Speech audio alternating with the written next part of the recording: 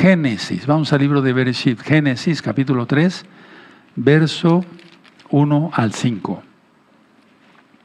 Esta es la primera sugestión que encontramos en la Biblia. Anoten así, primera sugestión encontrada en la Biblia, Génesis 3, verso 1 al 5. Pero la serpiente era astuta más que todos los animales del campo que Yahweh Elohim había hecho, la cual dijo a la mujer: con que Dios os ha dicho, no comáis de todo árbol del huerto. Y la mujer respondió a la serpiente: del fruto de los árboles del huerto podemos comer, pero del fruto del árbol que está en medio del huerto, dijo Elohim, no comeréis de él ni le tocaréis para que no muráis. Entonces la serpiente le dijo a la mujer: no moriréis, sino que sabe Elohim que el día que comáis de él serán abiertos vuestros ojos y seréis como Elohim, sabiendo el bien y el mal. Y bueno, ya sabemos las consecuencias, eso está ministrado en la Parashá Bereshit. Esta es la primera sugestión. Anoten la cita nada más, ya la leímos, ahora vamos para otra cita, ¿verdad? Y ahorita yo ya les digo entonces de qué se trata, por qué les di esta cita, qué es sugestión, ¿sí? Voy a hablar de términos inclusive médicos, por favor, eso es muy importante también. Bueno, vamos a Proverbios, por favor, en Proverbios, busquemos Proverbios capítulo 12, verso 5. Proverbios 12, verso 5.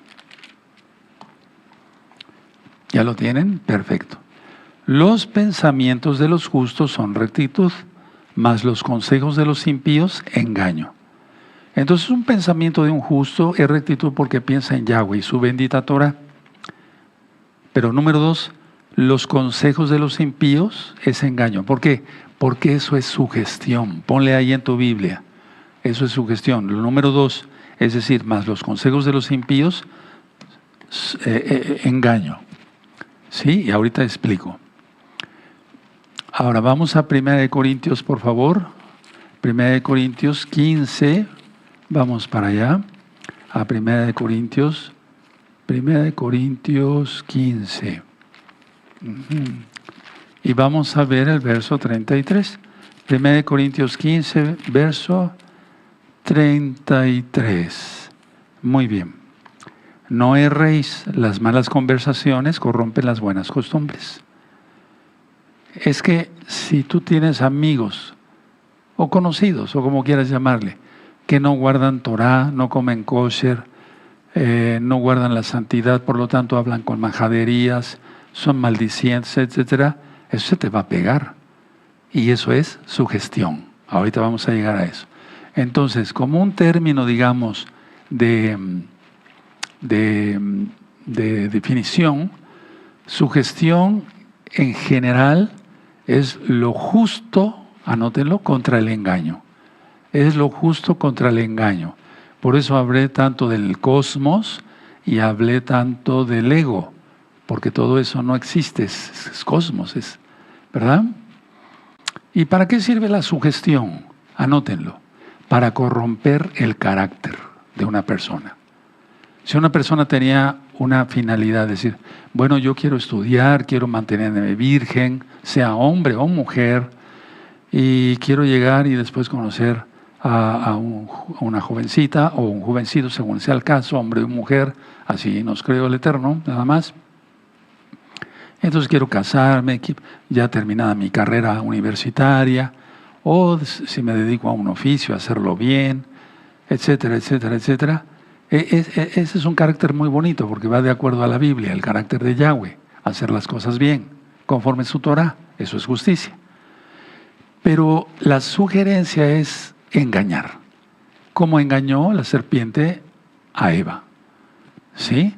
Entonces, a ver, vamos a la carta de Santiago para que se le entienda mejor. Por eso les dije que es un tema muy diferente al que di hace tiempo. No porque no valga el otro, sino porque no, o sea, vamos aprendiendo más y vamos, el mismo Ruach HaKodesh, el Espíritu de Yahweh, sí, tú lo conociste como Espíritu Santo, el Ruach HaKodesh nos va guiando, ¿verdad? Bueno, entonces Santiago, Jacobo 1, verso 14 y 15. Sino que cada uno es tentado cuando de su propia concupiscencia es atraído y seducido. Ese es el engaño. Eso es sugestión. Sí, ahorita lo voy a explicar. 15, verso 15. Entonces la concupiscencia, después que ha concebido, da a luz el pecado. Y el pecado siendo consumado, da a luz la muerte. Ese es el principal trabajo de Satanás. Sus ángeles y todos seguidores. Y Yahshua Mashiach reprenda a todos. Sugestionar, sugerir cosas que van en contra de la voluntad del Todopoderoso. Entonces, ser sugestionados en la Biblia significa, 1, influenciado y 2, tentado. ¿Sí? Por lo tanto, en la Tanaj, en la Biblia, nos enseña a ser cuidadosos con las influencias, lo acabamos de leer. ¿Sí? Ser cuidadosos con los consejos que nos dan los demás y las ideas que aceptamos, pero siempre buscar que sea la sabiduría de Yahshua la que nos ilumine. Entonces, no ceder a la tentación. Cada vez que tú eres tentado y no caes, te mantienes justo ante el Eterno. Pero si tú eres tentado y caes, es por tu propia concupiscencia. Hay un video sobre eso, concupiscencia. Entonces, en lugar de ceder a la tentación, ¿sí? Mejor siempre cede tu voluntad a obedecer a Yahweh. ¿De acuerdo? Bueno, ahora, voy a pasar a hablar un poco de fe, porque ahorita voy a seguir platicando varias cosas. Vamos a ver en la Biblia la carta a los Hebreos y vamos a ir al capítulo 11. Vamos a Hebreos 11. Bueno, y vamos a leer del 1 al 6. Bueno, es pues la fe, la certeza de lo que se espera, la convicción de lo que no se ve, porque por ella alcanzaron buen testimonio los antiguos. Por la fe entendemos haber sido construido el universo por la palabra de Yahweh, o sea, Yahshua, de modo que lo que se ve fue hecho de lo que no se veía. Por la fe, Abel ofreció a Elohim más excelente sacrificio que Caín. Por la fe, por lo cual alcanzó testimonio de que era justo cuando dando Elohim, testimonio de sus ofrendas, y muerto aún habla por ella. Por la fe no fue traspuesto para no ver muerte, y no fue hallado porque lo traspuso Elohim, y antes que fuese traspuesto, tuvo testimonio de haber agradado a Yahweh. Pero sin fe es imposible agradar a Yahweh, porque es necesario que el que se acerca a Elohim crea que le hay y que es galardón de los que le buscan. Entonces la fe es eso, la convicción, una convicción, pero es una convicción santa, pura, limpia, que no pone en duda, que no pone estrés, ¿estaré haciendo bien o el mal? No hay duda en eso. Ahora, vamos a otra cita y ahorita vamos a ir, apenas vamos despegando en el tema, vamos a ir a la carta a los Efesios, escrita por el apóstol Pablo, Rav Shaul, así es su nombre. Bueno, Shaul, Efesios 2, verso 8 y 9. Porque por gracia sois salvos por medio de la fe. Y esto no de vosotros, pues es don de Yahweh. O sea que inclusive la fe que tenemos nos la dio el Eterno. Pero tenemos libre albedrío escoger entre el bien y el mal. Por eso Yahweh dice, pongo delante de ti la vida o la muerte, escoge. 9. No por obras para que nadie se gloríe. O sea, yo no soy salvo, no somos salvos por guardar el Shabbat, sino que como somos salvos, guardamos el Shabbat. Eso ya lo he explicado. Ahora vamos a Romanos 10, por favor. Anoten todas las citas, son importantes. Romanos 10, verso 17. ¿Ya lo tienen? Perfecto. Así que la fe, es por el oír, y el oír por la palabra de Yahweh. Es por el oír, o sea, primero es oír la palabra de Yahweh. Vamos a Juan, el Evangelio. Juan, las buenas nuevas de salvación, Besorá, Brit Hadashah, el nuevo pacto. Juan 3:16. Porque de tal manera amó Elohim al mundo que ha dado a su Hijo unigénito, para que todo aquel que cree, perdón, para que todo aquel que en Él cree no se pierda, mas tenga vida eterna. Eso es fe. Ahora volvemos a la carta de Santiago, por favor, y buscamos el capítulo 2 y el verso 17. ¿Ya lo tienen? Perfecto. Así también la fe, si no tiene obras, es muerta en sí misma. Entonces nosotros guardamos el Shabbat porque tenemos fe. Guardamos las fiestas, como la de Sukkot, preciosa fiesta que viene para el lunes, tenemos fe, etcétera, etcétera. Nos guardamos en santidad porque tenemos fe en Yahshua, creemos en Yahshua. Marcos, el Evangelio, vamos para allá. Marcos. En el Evangelio de Marcos vamos a buscar, digo así porque hay muchos nuevecitos, no se espanten los que son religiosos. Marcos 11, verso 24. Por tanto os digo que todo lo que pidiereis orando, creed que lo recibiréis y os vendrá. Y en eso, bendito es el nombre del Abacados, ustedes y nosotros tenemos algunos menos experiencia, otros más experiencia, porque nos dedicamos, en el caso mío, al ministerio, y entonces el Eterno es bueno y responde las oraciones, porque Él es bueno. No lo merecemos, pero Él es bueno. Bueno, en medicina hay dos términos, uno se llama placebo y otro se llama nocebo, con N de nene, nocebo. El placebo, ¿qué es? Hagan de cuenta que a una persona se le dice, te voy a dar bueno, voy a mencionar aquí, con esta tabletita, pero esa tableta es de azúcar, no tiene ningún medicamento.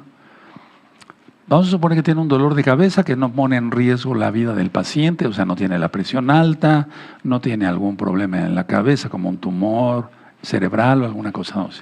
Es un dolor de cabeza muy fuerte, tensional, por ejemplo, ¿verdad? Dice, tómate esa tableta y en 10 minutos te vas a aliviar. No se le dice lo que tiene, solamente azúcar, ¿sí? Entonces el paciente se la toma y en menos de 10 minutos se le quita el dolor de cabeza.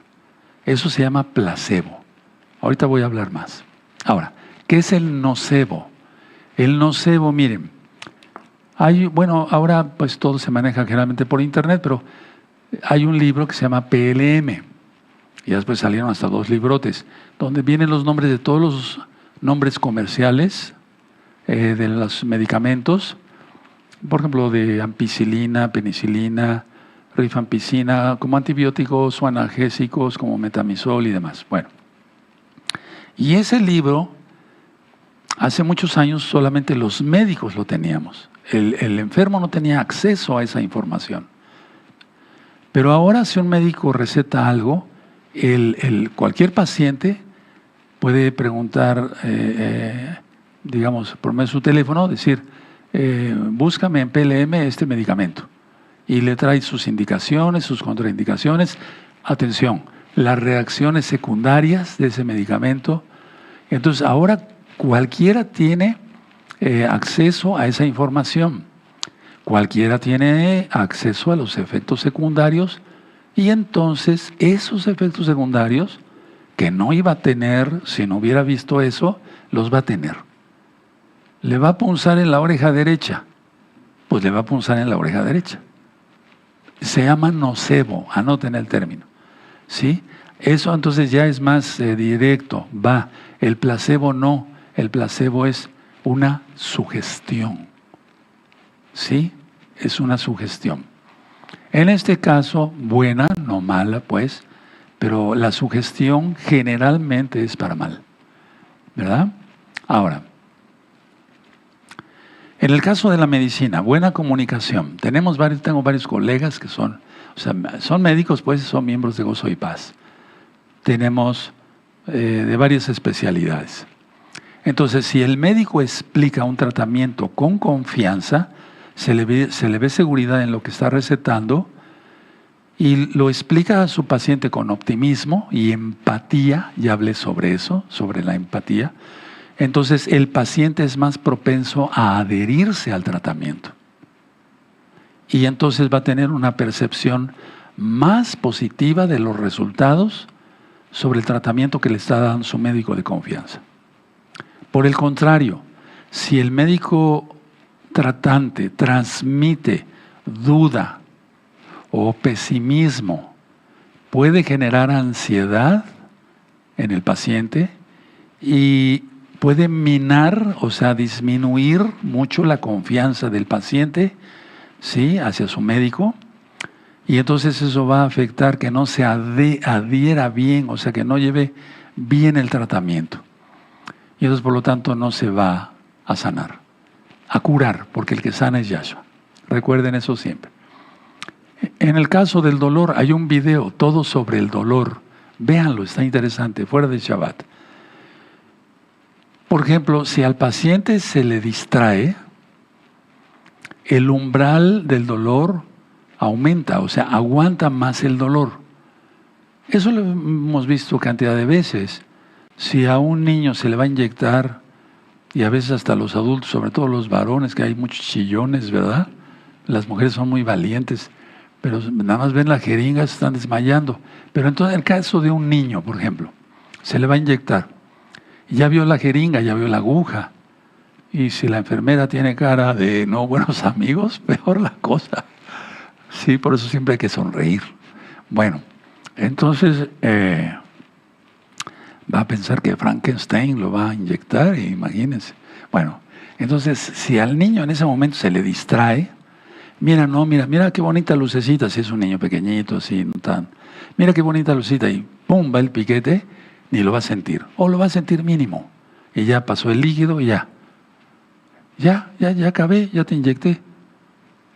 Y los niños prácticamente no se dan cuenta. Yo lo vi miles de veces en mi consultorio. Pero miles de veces, muchas miles. Entonces, ¿qué es lo que sucedió ahí? Bueno, yo le di buena comunicación, puse confianza, pero también distraje, ¿sí? Y sugestioné al paciente, pero en lo bueno. Ojo con eso, mucho ojo con eso. Mucho ojo con eso, mucho ojo con eso. Ahora, sugestión o fe, porque yo les di una introducción apenas. Bueno, aunque pueden parecer similares, es porque ambas, tanto la sugestión como la fe, implican un tipo de creencia. Sea sugestión o fe, tiene que haber un tipo de creencia. Y entonces yo estudio, bueno, pues ahora ya lo enseño nada más, pero sí lo sigo, ya no directamente a pacientes como tal, ¿no?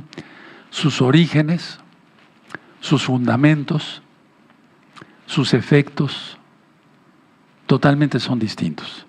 O sea, de la sugestión a la fe, el origen, el fundamento, el efecto, es totalmente distinto. Entonces voy a hablar de sugestión primero.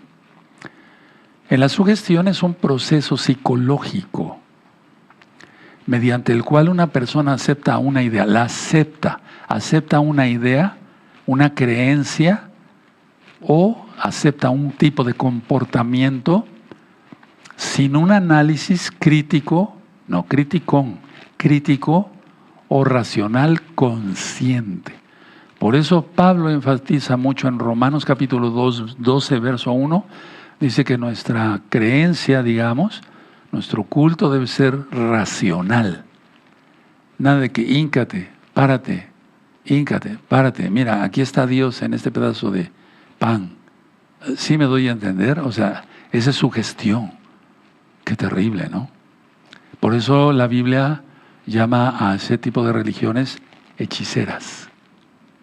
Si se van dando cuenta, entonces a ver. Entonces es un proceso psicológico, la sugestión, mediante la cual la persona acepta por voluntad propia una idea, creencia o comportamiento sin un análisis crítico o racional consciente. Entonces es una influencia externa, pero también puede ser interna, que puede dirigir los pensamientos, las emociones y las acciones. Y ya he hablado bastante de eso, sobre que se concibe, según nuestro gran Señor Yahshua Mashiach, el pecado se inicia, digamos, se concibe en el pensamiento. Y de ahí vienen las malas acciones, adulterios, robos, etcétera, etcétera. Entonces, la sugestión puede ser externa o interna. Y dirige en sí los pensamientos, las emociones y las acciones. Ahora, el origen de la sugestión. Bueno, a menudo es una fuente externa, vuelvo a repetir, como una figura de autoridad.